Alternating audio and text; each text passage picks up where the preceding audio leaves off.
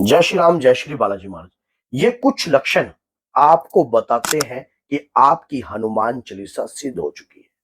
देखिए क्या होता है कि मन में ये संदेह आपके नहीं, कई भक्तों के ये संदेह जो है मन में चलता रहता है। और संदेह चले ही क्यों ना, क्योंकि हम जिस मंत्र का जाप कर रहे हैं उससे हमें उम्मीद भी है, जिस देवी देवता की हम पूजा पाठ कर रहे हैं हम आशा भी रखते हैं कि हमारी पूजा स्वीकार हो रही है कि नहीं।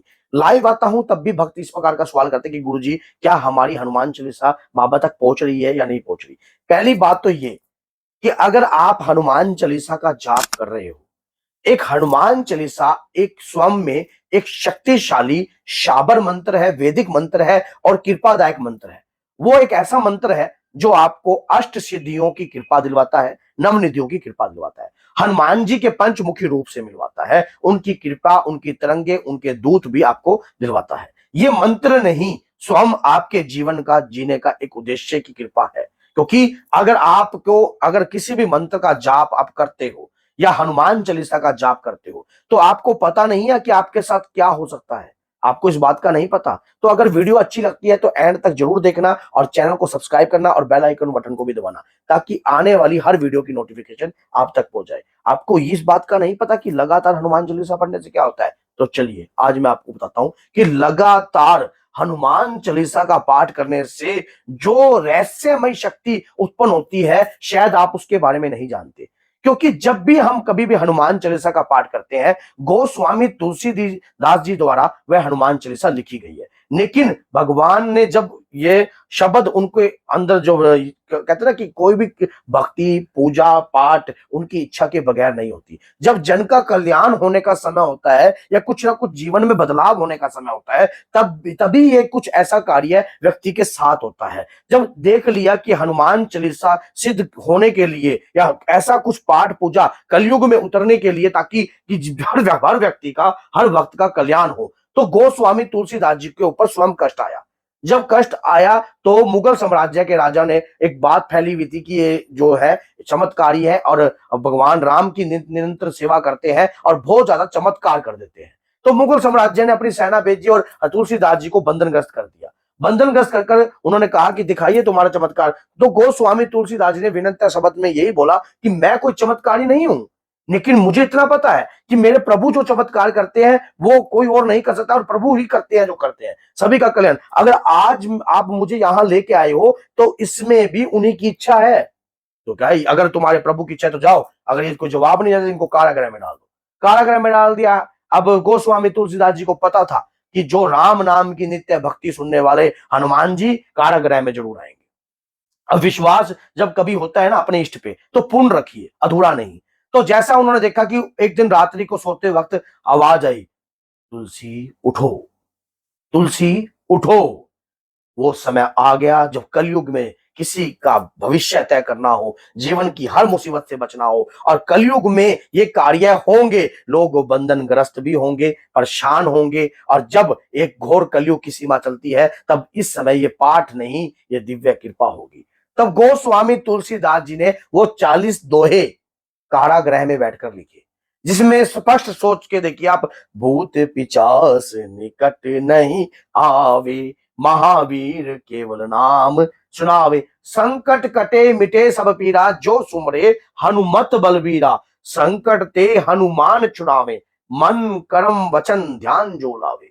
जो मन और कर्म और वचन से हनुमान जी का हो जाता है तो हनुमान जी भी उसी के हो जाते हैं। और जो आपको पता है कि जो शत बार पाठ कर कोई, छूटी बंदी महासु कोई। जो हनुमान चालीसा का 100 बार पाठ कर लेगा, हर प्रकार का बंधन, भूत प्रेत, तंत्र अघोर चंडी काली विद्याएं या स्तंभन विद्याएं या किसी भी प्रकार की कुछ भी तंत्र विद्या के तहत आपके ऊपर कोई क्रिया करी गई होगी, लगाई गई होगी, कोई झूठा केस चल रहा होगा, पुलिस केस चल रहा होगा, या कुछ भी आपके जीवन में आपके विपरीत होया होगा, वो सब का सब स्तंभित हो जाएगा। किसके कारण? हनुमान चालीसा के कारण। हनुमान चालीसा पढ़ने से इतना अनगिनत लाभ, इतना अनगिनत लाभ जिसकी कल्पना नहीं कर सकते। और हनुमान चालीसा आपकी स्वयं सिद्ध है, लेकिन शर्त यह है अपने मुख के द्वारा सिद्ध करनी है। जब कभी भी किसी भी मंत्र का जाप लगातार किया जाता है, या किसी भी मंत्र के जाप को आप अपने जीवन में अपना उद्देश्य बना लेते हो कि मैंने इस मंत्र की कम से कम 1.25 लाख मंत्र का जाप करना है, और इस जाप से जो ऊर्जा उत्पन्न होगी उसके बारे में आप नहीं जानते। क्योंकि कोई भी कार्य करने से ऊर्जा तो उत्पन्न होती है। अगर हम चलते हैं, सैर करने जाते हैं, या जिम में वर्क करने जाते हैं, या कोई भी कार्य करते हैं या भागते हैं, तो हमारा शरीर भी वाइब्रेशन होता है और हमारे शरीर के अंदर जो ब्लड सर्कुलेशन है तेजी से दौड़ने लग जाता है। इसी प्रकार से जब लगातार आप हनुमान चालीसा का पाठ करते रह जाओगे अपने मुख के द्वारा, तो आपके मुख के द्वारा वो हनुमान चालीसा सिद्ध हो जाती है। अब आप एग्जाम्पल के तौर पर यह समझिए कि एक व्यक्ति ने कम से कम उसकी 80 वर्ष की आयु है। 80 वर्ष की आयु में जब से उसने होश संभाला है, किशोर अवस्था से उसने हनुमान चालीसा का जाप नहीं छोड़ा, चाहे आंधी आई चाहे तूफान आया, तो ऐसे व्यक्ति की हनुमान चालीसा सिद्ध है। सिर्फ उसे प्रयोग की विधि नहीं आई। कहते हैं कि शाह बिन पत्नी और गुरु बिन खतनी, जिसका गुरु नहीं उसकी लाइफ शुरू नहीं। क्योंकि क्या होता है कि जब गुरु आपको यही चीज कहता है, मंत्र का जाप आप कर सकते हो, सारा कार्य आप कर सकते हो, लेकिन कब किस शक्ति का प्रयोग करना है, कब आपको कार्य करना है, ये सारा कार्य जो है आपकी भक्ति, आपकी जो अंतर्मन की शक्ति है उससे उत्पन्न होता है।